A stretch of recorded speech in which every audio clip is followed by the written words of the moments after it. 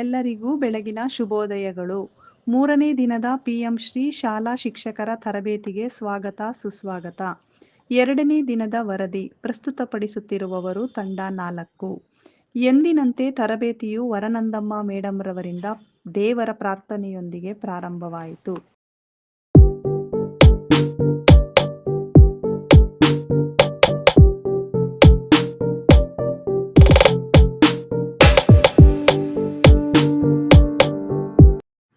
ತದನಂತರ text math ಎಂಬ education app ಅನ್ನು ಮಂಡ್ಯ ಡಯಟ್ ಉಪನ್ಯಾಸಕರಾದ ಸಿದ್ದರಾಜು ಸರ್ ರವರು ಪರಿಚಯಿಸಿ, ಈ ಎಜುಕೇಷನ್ ಆ್ಯಪ್ನಿಂದ ಮಕ್ಕಳಲ್ಲಿ ಗಣಿತದ ಮೂಲಭೂತ ಕ್ರಿಯೆಗಳನ್ನು ಆಟಗಳ ಮೂಲಕ ಅವರಲ್ಲಿ ಆಸಕ್ತಿ ಮೂಡಿಸಿ ಕಲಿಕೆ ಉಂಟು ಮಾಡಬಹುದು ಎಂದು ತಿಳಿಸಿದರು.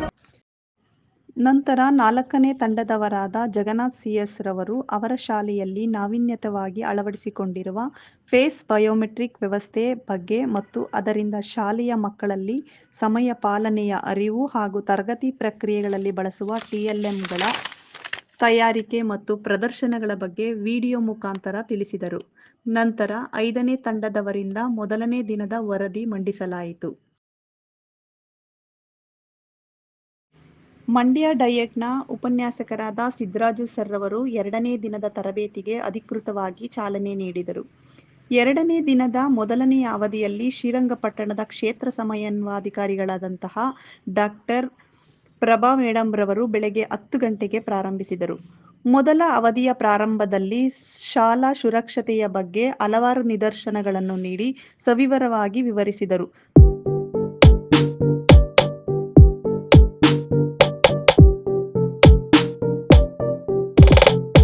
ತದನಂತರ Karnataka state child protection policy 2016ರ ಬಗ್ಗೆ ತಿಳಿಸಿದರು.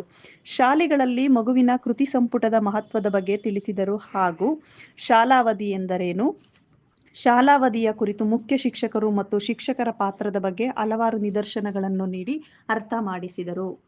ತದನಂತರ ಚೈಲ್ಡ್ ಪ್ರೊಟೆಕ್ಷನ್ ಕಮಿಟಿಯ ರಚನೆ ಮತ್ತು ಅದರಲ್ಲಿ ಯಾರು ಸದಸ್ಯರಾಗಬೇಕು ಮತ್ತು ಅವರ ಕರ್ತವ್ಯಗಳ ಬಗ್ಗೆ ಸವಿವರವಾಗಿ ತಿಳಿಸಿದರು.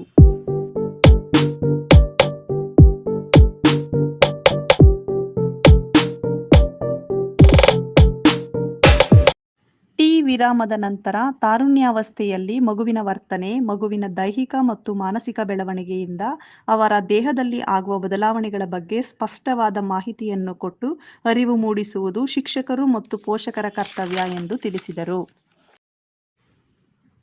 ಲೈಂಗಿಕ ಅಪರಾಧಗಳಿಂದ ಮಕ್ಕಳ ಸಂರಕ್ಷಣಾ ಕಾಯ್ದೆ ಪೋಸ್ಕೋ ಆಕ್ಟ್ 2012ರ ಬಗ್ಗೆ ಸರಳವಾಗಿ ಮತ್ತು ಎಲ್ಲರಿಗೂ ಅರ್ಥವಾಗುವಂತೆ ತಿಳಿಸಿದರು.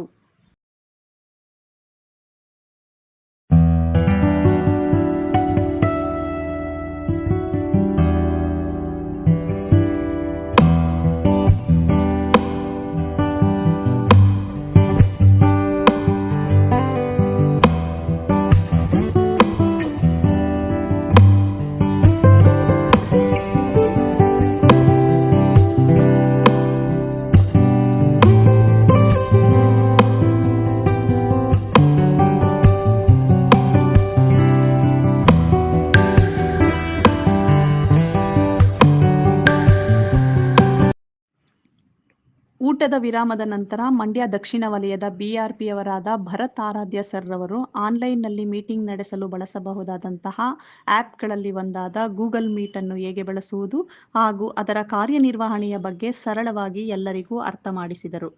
ತದನಂತರ ಡಾಕ್ ಸ್ಕ್ಯಾನರ್ ಹೇಗೆ ಬಳಸುವುದು ಹಾಗೂ ಹೊಸದಾಗಿ ಇಮೇಲ್ ಹೇಗೆ ಸೃಜಿಸುವುದು ಎಂದು ಹ್ಯಾಂಡ್ಸ್ ಆನ್ ಆಕ್ಟಿವಿಟಿ ಮುಖಾಂತರ ತಿಳಿಸಿದರು. ವಿರಾಮದ ನಂತರ ದಿನದ ಕೊನೆಯ ಅವಧಿಯಲ್ಲಿ ಪಿಎಂ ಶ್ರೀ ಯೋಜನೆಯ ಬಗ್ಗೆ ರಶ್ಮಿ ಮೇಡಂರವರು ಪಿಎಂ ಶ್ರೀ ಶಾಲೆಗಳ 6 ಆಧಾರ ಸ್ತಂಭಗಳ ಬಗ್ಗೆ ತಿಳಿಸಲು ಎಲ್ಲಾ ಶಿಕ್ಷಕರನ್ನು 3 ಗುಂಪುಗಳಾಗಿ ವಿಂಗಡಿಸಿ ಪ್ರತಿ ಗುಂಪಿನಿಂದ 2 ಆಧಾರ ಸ್ತಂಭಗಳ ಹಾಗೂ ಅದರ ಅಡಿಯಲ್ಲಿ ಬರುವ ಸಬ್ ಡೊಮೇನ್ ಬಗ್ಗೆ ಹೇಳಿಸಿದರು. ನಂತರ ಪಿಎಂ ಶ್ರೀ ಯೋಜನೆಗಳ ಅಡಿಯಲ್ಲಿ ಬರುವ ರೆಕರಿಂಗ್ ಮತ್ತು ನಾನ್ ರೆಕರಿಂಗ್ ಅನುದಾನಗಳ ಬಗ್ಗೆ ಸವಿವರವಾಗಿ ತಿಳಿಸಿದರು. ಒಟ್ಟಾರೆ 2ನೇ ದಿನದ ತರಬೇತಿಯು ತುಂಬಾ ಅಚ್ಚುಕಟ್ಟಾಗಿ ವ್ಯವಸ್ಥಿತವಾಗಿ ಮೂಡಿಬಂದಿತ್ತು. ಎಲ್ಲರಿಗೂ ವಂದನೆಗಳು.